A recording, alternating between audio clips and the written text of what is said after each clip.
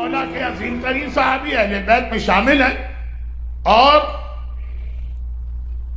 سلمان نے ہمیں ایک اور بہت اہم میسج دیا ہے، وہ یہ کہ جب تمہارے زمانے کا امام ظاہر ہو جائے تو ہاؤ ٹو ریکوگنائز، ہم پہچانیں گے کیسے کہ یہ امام صحیح امام ہے کہ نہیں؟ کیونکہ صحیح امام بھی وہ تو آئیں گے، ان سے پہلے غلط اور جھوٹے امام بھی آئیں گے. اور جو زمانہ میں آنے والا دیکھ رہا ہوں، بہت بات کی بات نہیں ہے، آپ کی وہ جنریشن جو اس وقت انگلش میں بیٹھی ہوگی یا بیٹھ کے گھر چلی گئی ہوگی، اس کا زمانہ بہت ٹف ہے آپ کے مقابلے میں. اور وہ یہ ہے کہ ان کے لیے یہ پرابلم پیدا ہوگا کہ وہ کیسے پہچانیں گے کہ مرجع کون. آج کل اس میں بھی اتنا کنفیوژن پیدا کیا جا رہا. آپ تو الحمدللہ اس اسٹیج سے گزر گئے، آیت اللہ سیستانی جیسا مرجع، لیکن ان کو اور ہمیں اور آپ کو جو ایک بہت بڑا پرابلم ہے، ہم پہچانیں گے کیسے یہ سچا امام ہے کہ نہیں. اچھا وہ تو ایک الگ ٹاپک ہے، مگر جو سلمان کا میسج ہے وہ یہ کہ جب زمانے کا امام آ بھی جائے اور تم اس کا پوری زندگی انتظار بھی کر رہے اور تمہارا دل بھی گواہی دے کہ یہ امام لگ رہے، جب تک کہ شریعت کے بتائے ہوئے طریقے سے تم پر یہ ثابت نہ ہو، یہ پروف نہ ہو کہ تمہارا امام ہے، اس وقت تک فوراً اس کے ہاتھ پر بیعت نہ کرنا. ابھی تک تو آپ نے کچھ اور سنا کہ ادھر امام آئیں گے اور فوراً جا کے امام کے ہاتھ پہ بیعت کرنا. تو جو فوراً جانے والے ہیں وہی تو پھر امام کے مدینہ پہنچتے ہی امام کے اگینسٹ ہو جائیں گے. امام کو یہ مکے میں جوائن کریں گے جلدی والے، جلدی، کچھ لوگوں کو بڑی جلدی ہوتی ہے نا، یہ امام کو مکے میں جوائن کریں گے. ابھی مکے سے مدینہ امام گئے، کتنا ٹائم لگے گا؟ آج کل تو 2 گھنٹے میں لوگ جا رہے ہیں، جب فاسٹ ٹرین چلائی ہے 2 گھنٹے میں پہنچ رہے ہیں، مدینے پہنچیں گے اور یہ فوراً بیعت کرنے والوں کی 2/3 میجورٹی امام کے اگینسٹ ہو جائے گی. اگینسٹ بھی ایسا نہیں کہ زبانی تلوار نکال کے امام کے خلاف جنگ شروع کر دیں گے. تو ایسا جلدی جانے کا فائدہ کیا ہوا؟ امام کی آواز سن کے فوراً پہنچے، فائدہ کیا ہوا کہ اگر وہاں جا کے تمہیں امام کے خلاف ہی تلوار چلانا. سلمان کا واقعہ بتاتا ہے کہ جس کے لیے شرن ثابت ہو گیا کہ یہ امام ہے وہ تو فوراً جائے، ورنہ ویٹ اینڈ سی. یہ بہت عجیب بات میں کہتا ہوں، لوگوں کو یقین نہیں آتے. مولانا آپ تو امام زمانہ پہ اتنا پڑھتے ہیں، آپ یہ میسج دے رہے ہیں. میں کہہ رہا ہوں آج کی فراڈیا اور چیٹر دنیا کو دیکھیں. غلط عالم ہماری مسجدوں میں آ جاتے ہیں، عالم بن کے بیٹھتے ہیں، غلط مجتہد ہمارے یہاں بنائے جاتے ہیں، غلط مرجع بنائے جا رہے ہیں. غلط امام تو سب سے بڑا ٹارگٹ ہوگا، دشمن ہوگا. ہاں جس کو شرن ثابت ہو جائے وہ الگ چیز، مگر یاد رکھیے گا کہ 66% جو امام کے خلاف تلوار نکالیں گے یہ وہ ہیں جو امام کی فرسٹ کال کو سن کے امام کے ہاتھ پر بیعت کریں. سلمان کا واقعہ مشہور ہے نا، سلمان کب سے رسول خدا کا ویٹ کر رہے ہیں؟ 350 ایئرز. بہت اللہ نے ان کو لمبی عمر دی، اور ان کو یہ معلوم تھا کہ آخری رسول کھجوروں والی زمین میں آئے گا. کہاں پہ ہے کھجوروں کی زمین ان کو یہ نہیں پتا، اور اس کی 3 نشانیاں ہوں. نمبر 1، وہ کبھی بھی صدقہ کا اپنے لیے استعمال نہیں کرے گا، صدقہ مین زکات، اور اپنی اولاد کے لیے. نمبر 2، تحفہ یا گفٹ کبھی واپس نہیں کرے گا. کوئی خلوص کے ساتھ تحفہ پیش کرے وہ ہمیشہ قبول کر لے گا. اور نمبر 3، اس کے دونوں کندھوں کے بیچ میں between shoulder seal of prophethood یا مہر نبوت. یہ 3 نشانیاں سلمان کو پتہ. 300 سال ڈھونڈتے رہے پہلے تو کھجوروں کی زمین کہاں. رہنے والے ایران کے کہاں نہیں گئے، عراق بصرہ کھجوروں کا مرکز، وہاں گئے نشانیاں نظر نہ آئی. مصر گئے، موصل گئے، سیریا گئے، پیلسٹائن گئے.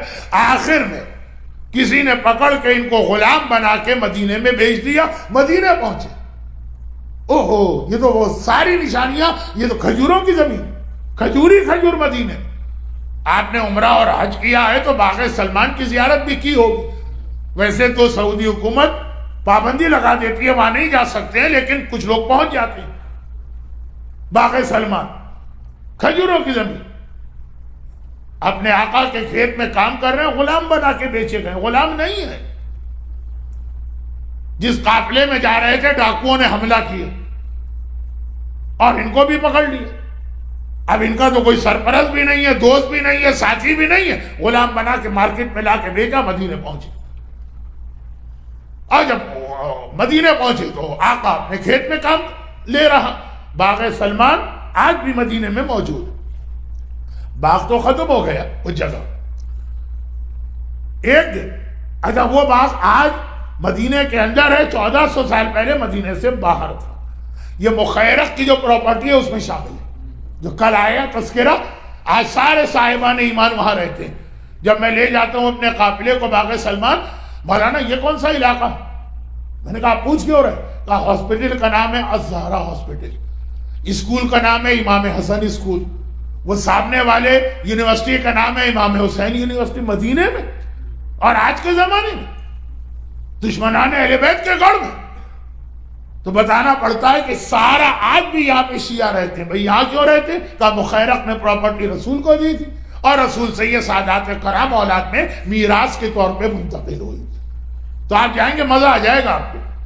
اچھا یہ تو ہوئے گورنمنٹ کی طرف سے جو نام ہے، یہ سارے اسکول گورنمنٹ کے، امام حسن اسکول، امام حسین اسکول، الزہرا ہاسپٹل، اور دکانوں کے نام بھی امام صادق ریسٹوران اور امام موسی کاظم ہاؤس، اور یہ ایک پاکن ماحول عجیب۔ باغ سلمان وہیں پر ہے، بالکل اس کے بیچ۔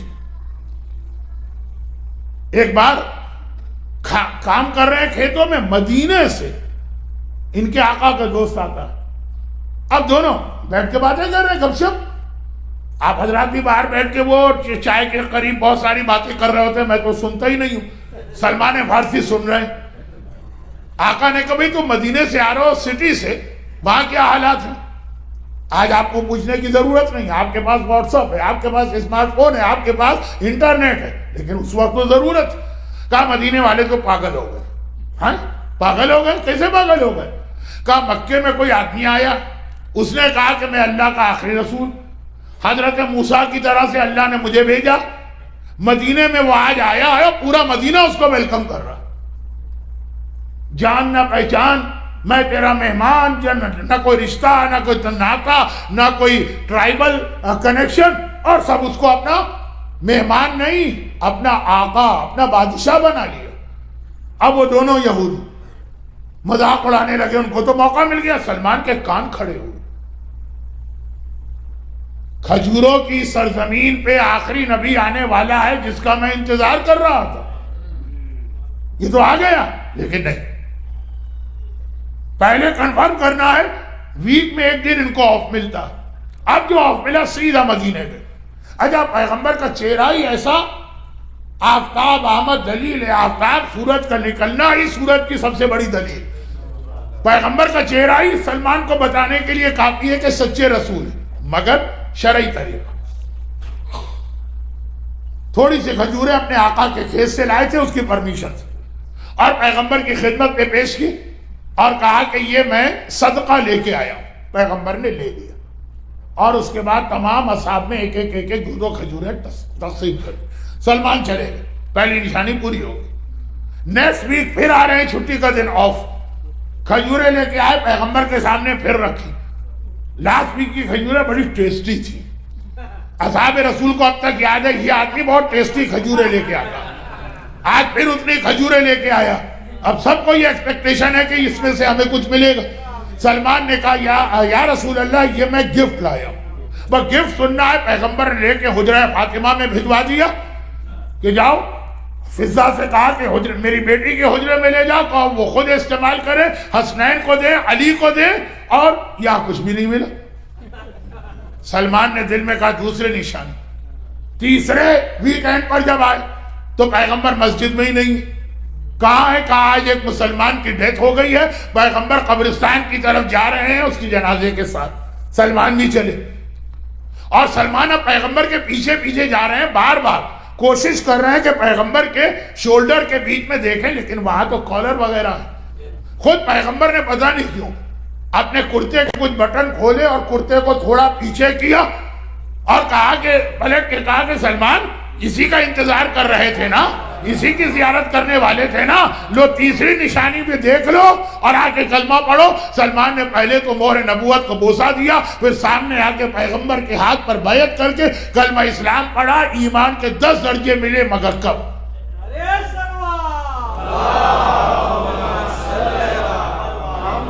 مگر کب؟ پیغمبر کا چہرہ دیکھتے ہی یقین تھا کہ یہ سچا چہرہ ہے۔ مباہلہ کے عیسائیوں نے تو بعد میں آواز لگائی، سلمان نے پہلے مگر شرعی نشانیاں جب تک کہ پوری نہ ہوں گی جلدی نہیں کروں گا۔ کلمہ اسلام پڑھنے میں بھی سلمان نے اتنا وقت لگایا۔ میں آپ کو ایک میسج دیا اور یہ بہت اہم میسج ہے آخری زمانے کے لیے۔ جھوٹا امام کسی لیبارٹری میں بن رہا ہے۔